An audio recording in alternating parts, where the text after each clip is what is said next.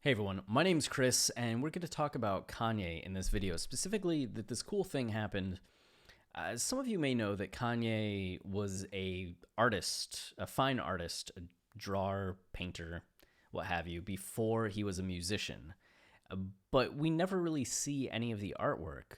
Like the college that he so famously dropped out of was art school before he went to Chicago State University and also dropped out there. So he's a two-time college dropout. But it seemed like he was going to pursue a career in fine art before music ever really entered the picture and became the thing. And then it did.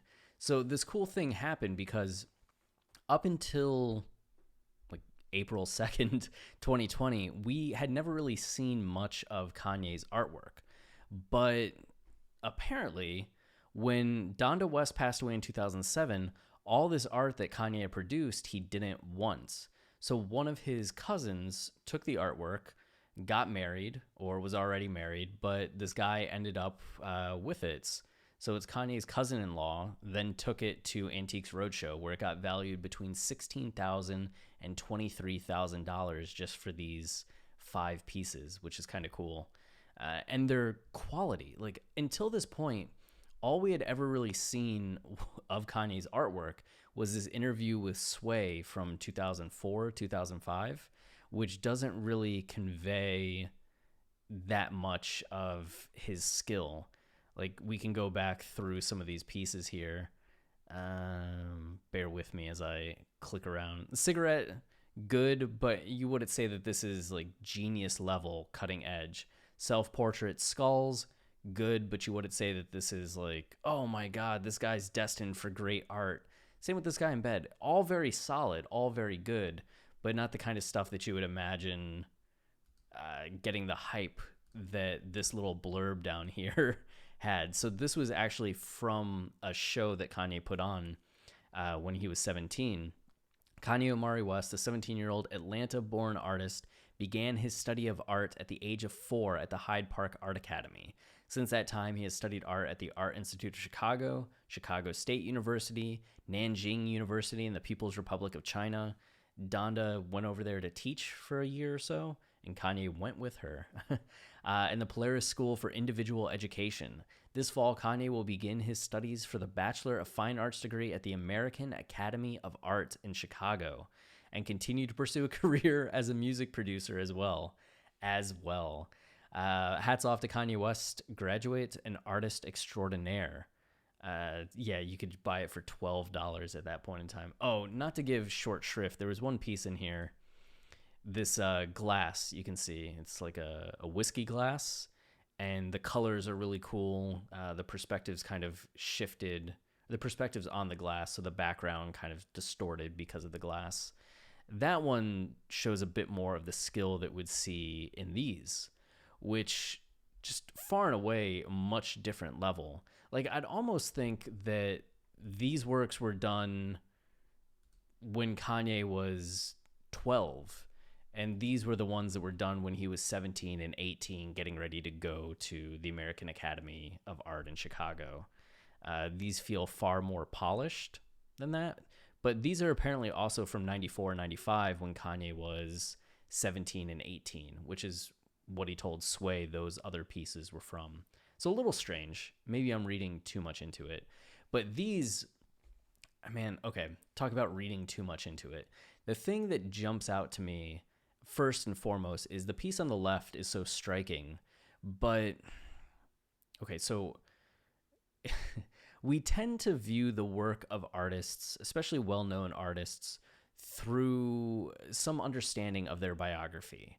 And people are constantly looking to try to inform the work or put the work in the perspective of the artist and what they were going through at that time. And I subscribe to that sometimes, other times I don't.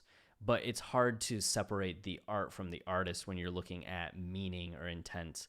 And a lot of the time, artists are drawing from their unconscious inner world, the thoughts and things that they can't really put a voice to when they put them on the page. And that's just a long way for me to say that it's fascinating that Kanye, who only recently said he was diagnosed bipolar when he was 39. And that was after the hospitalization in November of 2016. And he's talked a lot in the years since about dealing with his bipolar issues.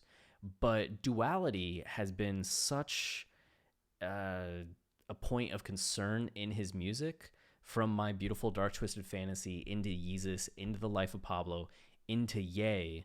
There's been a conflict with the self, and it took the form of his relationship with fame, his divided world between being this famous celebrity and being the guy that he wants to be, which was so present. 808s and Heartbreak. Like, it was so present on 808s. It was there in My Beautiful Dark Twisted Fantasy, him trying to deal with this. It's fascinating then, too, that he talked about being bipolar even in his mixtapes early on. The doctors tried to tell his mom that he was bipolar. But when you look back on that first portrait that he's drawing, it's hard not to wonder if this was something that he was trying to express even in a portrait like this. You get the duality of the multiple eyes, how the head is extended and almost feels like it's doubled up upon.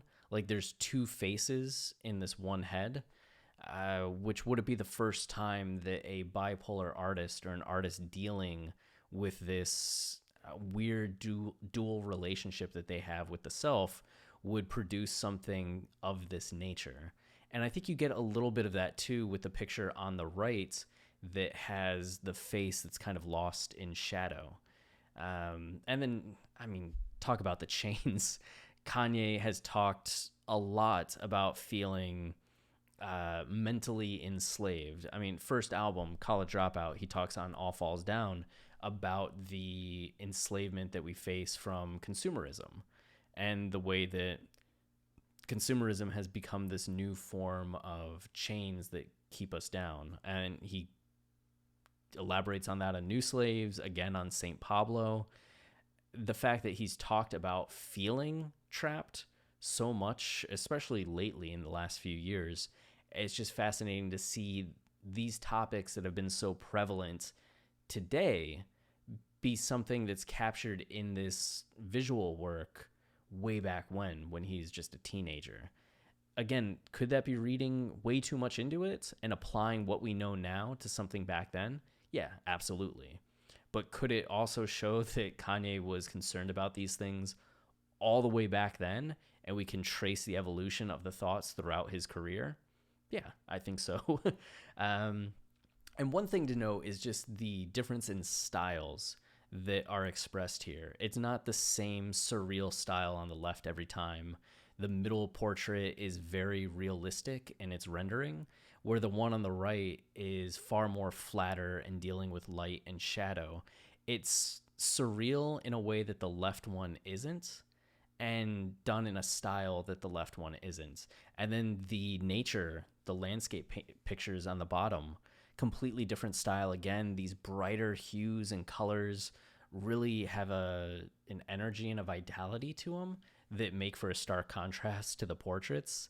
It's really cool. And those are really well done, those nature pictures. Like, pretty impressed by them. And I think that was something the Antiques Roadshow lady was saying too. They're like, these are legitimately like good works, which is what increases their value so much.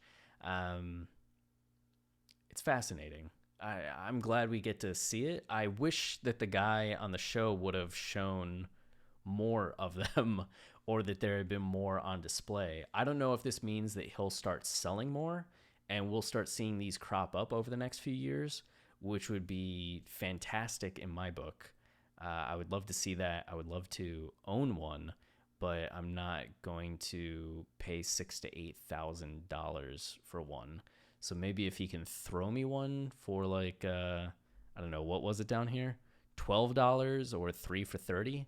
I will take that 3 for $30 deal in a heartbeat. That'd be great. But it's cool to be able to see this. I think it's some insight that we don't typically get into Kanye. So kind of a rare opportunity to see. And if you're a fan of his, yeah, Nice. All right. We'll talk soon. See ya.